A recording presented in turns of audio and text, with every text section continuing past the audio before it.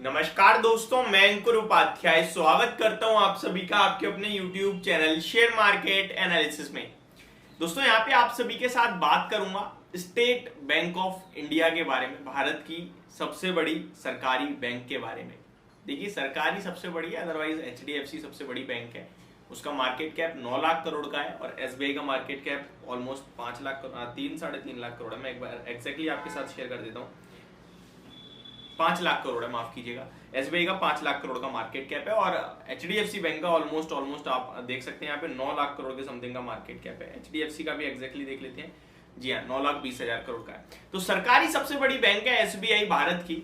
और इस बैंक के शेयर में आपको क्या करना चाहिए, क्या नहीं करना चाहिए। और ये 2000 की नोटबंदी से कुछ लोग कह रहे हैं भैया बैंकों का बड़ा मुनाफा होने वाला है, कितना फर्क पड़ेगा बैंकिंग स्टॉक्स पे, इसके बारे में समझते हैं, जानने की कोशिश करते हैं। अगर आपके पास SBI का शेयर है तो क्या करना चाहिए, स्टार्ट करते हैं।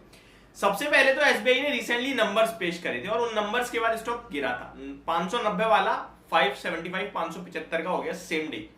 और रिजल्ट्स आप देखोगे ना, मतलब तोड़ फोड़ नंबर जिसे कहते हैं वो थे, तगड़े, हर एक पैमाने पे तगड़े नंबर थे। उसके बावजूद शेयर का प्राइस नीचे आ गया। ऐसा क्यों हो रहा है? देखिए केवल SBI ही नहीं ऐसा करता हुआ दिखा है आपको, बाकी सारे के सारे PSU बैंक्स में भी यही हुआ है और कुछ तो प्राइवेट सेक्टर बैंकों में भी हुआ है। नंबर्स अच्छे लेकिन प्राइस धड़ा।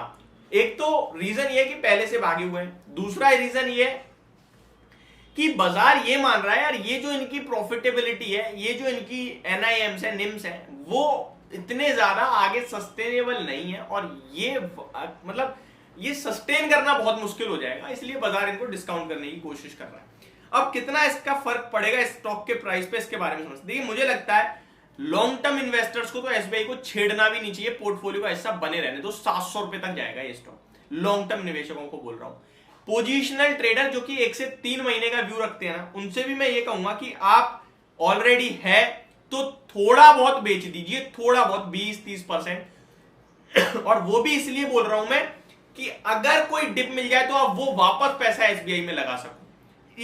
ये मेरा मोटिव है। ऐसा नहीं है कि SBI बेचने को बोल रहा हूं, नहीं, SBI का शेयर ओन करना है, रखना है, क्योंकि स्टॉक ऑलरेडी आप देखो नीचे 500 रुपए से भागकर अभी 590 हो गया, 575 पे ट्रेड कर रहा है, क्लोजिंग देता हुआ दिखा है। अगर कोई डिप मिलती है 540-44, तो वहां पे आप जो अभी बुक करोगे ना वो दोबारा ऐड कर सको। और नहीं आया तो आपके पास तो मैक्सिमम पड़ा है, आपने थोड़ा बहुत बुक करा है और थोड़ा बहुत इसलिए बुक करा क्योंकि आप नीचे एवरेज करना चाहते हो। हाँ, अगर आपके पास एक्स्ट्रा कैपिटल है, आपकी पोर्टफोलियो जो कि वेल मैनेज्ड है, उसको डिसबैलेंस नहीं करेगा एक्स्ट्रा इसमें SBI में और एलोकेट करना, तो आप बिल्कुल मत बेचो। जो पैसा उसको बचा के रखो, अगर SBI कोई डिप देता है तो खरीदो।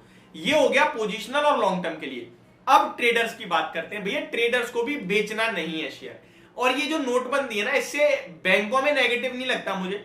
बैंकों में तो पैसा आएगा भैया, जिनके पास वो घर में पड़े थे वो पैसे जाएंगे, डिपॉजिट होंगे। कोशिश तो यही होगी लोगों की भैया जल्दी से, क्योंकि शॉपकीपर से लेकर नॉर्मल व्यक्ति तक या फिर ब्लैक मनी जिसके पास है, वो कोशिश क्या करेगा कि या तो मैं कोई प्रोडक्ट खरीद लूं, कार खरीद लूं, घर खरीद लूं, सोना खरीद लूं। जिसके पास भी वो 2000 का नोट जाएगा। देखिए मान के चलो, मैं अपना एग्जांपल दे देता हूं, वैसे मेरे पास कुछ भी नहीं है 2000 के नोट में, मेरे पास बहुत सारे हैं। बैंक में तो मैं एक बार में 10,000 20,000 रुपए डाल सकता हूं, 10 नोट एक बार में, one time at a time, ठीक है। तो मैंने क्या करा, मेरे पास बहुत सारे, मैं सीधे गाड़ी खरीद लिया, लेकिन मैंने रुपए तो दिए ना वहां पे कार ओनर को, डीलर को, तो वो तो बैंक में डिपॉजिट करेगा, अपने पास तो वो भी नहीं रखेगा। तो डायरेक्ट इनडायरेक्टली जाना बैंक में ही है वो पैसा, तो बैंक में तो डिपॉजिट हो रहा है ना, उनके पास तो पैसा आ रहा है ना, उनके लिए तो वैल्यू है उसकी, उनके लिए है, क्योंकि सरकार के वापस पहुंच रहा है। तो मुझे लगता है बैंकों पे इनका पॉजिटिव इंपैक्ट ही हो सकता है, नेगेटिव नहीं होगा, जैसा कि आप लोग भी कमेंट बॉक्स में कह रहे हो।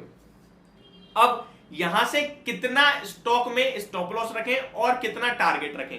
देखिए ट्रेडिंग पर्पस के लिए मुझे लगता है स्टॉक कंसोलिडेशन की जो बॉटम लाइन है वो 560, तो कंसोलिडेट कर रहा है स्टॉक, साइडवेज है और साइडवेज टू पॉजिटिव है। 1 महीने की बात करूं, और अगर 3 महीने को तो हाइयर हाइज है, कुछ नेगेटिव है नहीं। ये स्टॉक जब तक 560 के नीचे नहीं निकलता है, मुझे लगता है आपको होल्ड करना चाहिए और ऊपर में दोबारा ये स्टॉक 600 रुपए तक के लेवल्स दिखाने चाहिए। 600 रुपए के आसपास आता है तो वहां आप ट्रेडिंग पर्पज से बुक करेंगे कि 610 के करीब स्टॉक में एक हर्डल आएगा। वहीं से स्टॉक में जनवरी 23 को गिरावट शुरू हुई थी लगभग 600-605 रुपए से, जहां पे स्टॉक गिरते गिरते आपके लिए लो लगाता हुआ देखा 500 रुपए के समथिंग का, और अभी दोबारा रिबाउंड हुआ है। बट लॉन्ग टर्म और पोजिशनल व्यू सुपर पॉजिटिव है, ट्रेडिंग व्यू भी पॉजिटिव है। स्टॉप लॉस के साथ पोजीशन को होल्ड करना चाहिए और बने रहना चाहिए। नंबर्स में कोई दिक्कत थी नहीं, और ये जो 2000 की नोटबंदी है इसका मुझे नहीं लगता बाजार के ऊपर ज्यादा कोई इंपैक्ट आएगा, तो पॉजिटिव रहना चाहिए और स्टॉक को होल्ड करना चाहिए। वहीं अगर कंपनी की मैनेजमेंट की कमेंट्री देखोगे आप, तो वो कह रहे हैं भैया अभी तो और इंप्रूव हो सकते हैं एनआईएम्स, और प्रॉफिटेबिलिटी के मामले में तो आपको पता है सबसे ज्यादा प्रॉफिट क्लॉक करने वाली कंपनी बनी है। तो ये थी मेरी वीडियो एसबीआई के स्टॉक को लेकर। होप आपको समझ और पसंद दोनों आई होगी। Thank you so much for watching this video. Have a great day guys.